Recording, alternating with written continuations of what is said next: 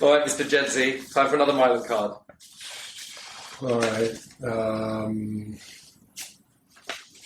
Read it out loud, please. Recount a moment in your career that you recall as your greatest win. Ooh, greatest win. That's a nice one. Yeah, it's going to take a long time, not because I've had so many wins. I have to try to remember one. I don't believe that for a second. No, self-deprecating humor. Of course. You grew up in As always. the American Jewish. American Jew, exactly. You've got to play them all. Well, obviously, being in the sports broadcast and production industry for basically my whole professional life, the saying "content is king," as old as cliche as it is, it's still true. And most of our conversations kind of,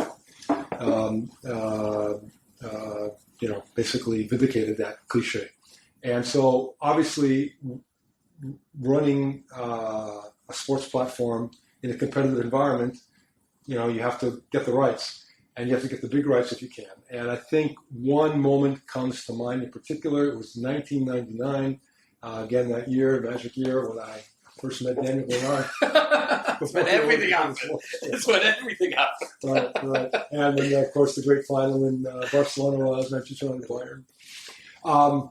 And we were, again, at Sports Channel, we'd been on the air for 9 years, but, we were still a cable channel.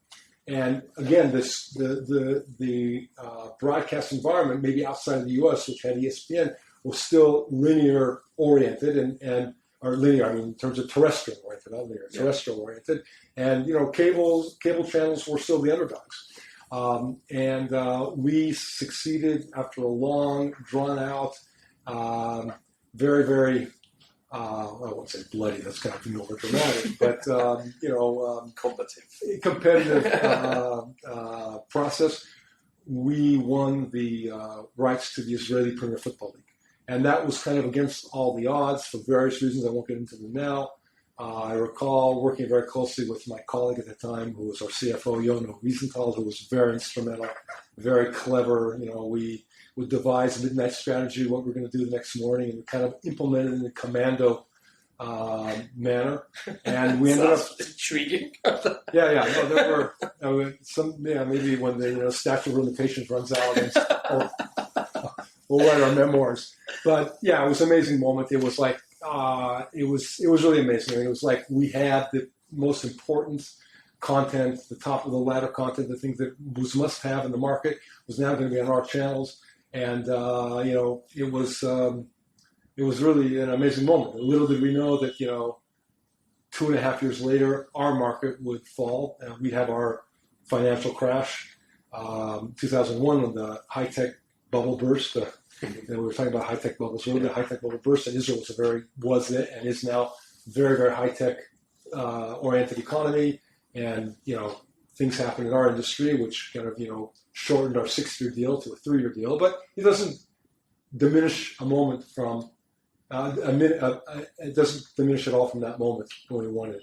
And I think we also did fantastic things in terms of broadcasting it, producing it, doing things that had never been done in the market before, which I think, really set us up as the market leader and, really are the way it's done to this day in the market.